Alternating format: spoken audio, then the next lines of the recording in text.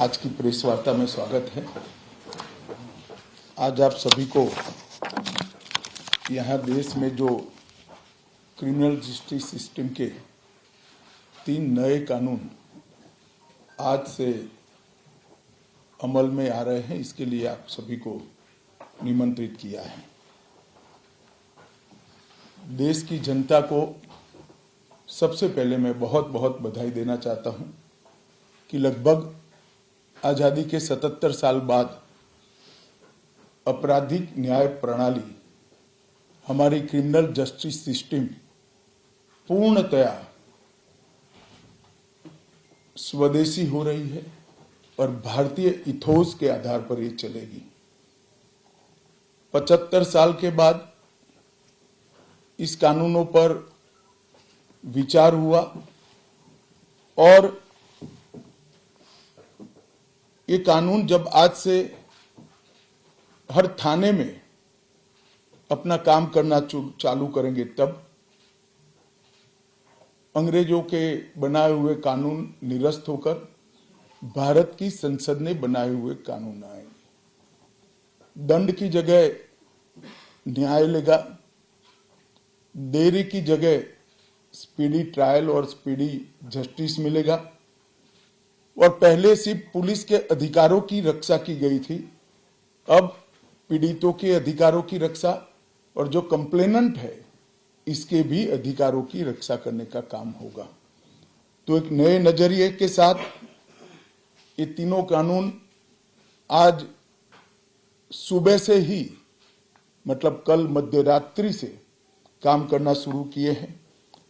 अब Indian penal code, जिसको IPC कहते थे, 1860 से जो कानून था, इसकी जगह बीएनएस भारतीय न्याय संहिता आएगी। क्रिमिनल प्रोसीजर कोड, जिसको सीआरपीसी कहते थे, जो 1898 से अमल में था, इसकी जगह भारतीय नागरिक सुरक्षा संहिता बीएनएस आएंगे।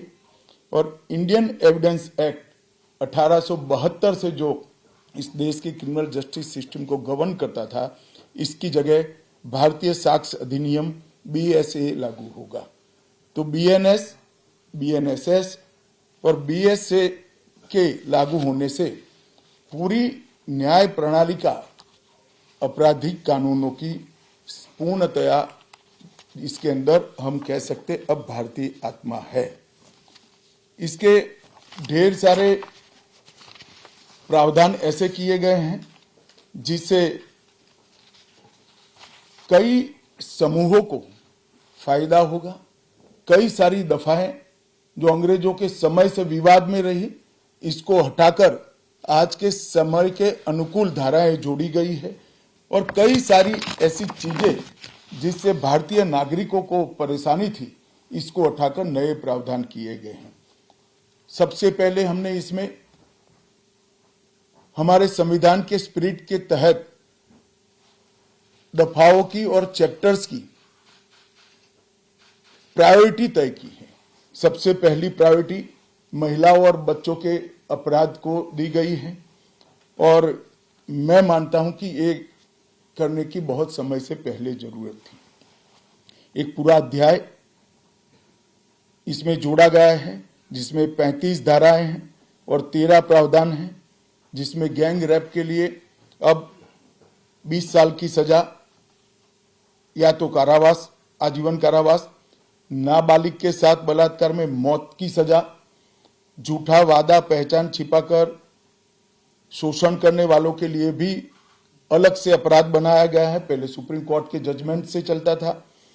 पीड़िता का बयान उसके घर पर महिला अधिकारियों की उपस्थिति में और अपने परिजनों की उपस्थिति में लेने का भी प्रावधान किया है।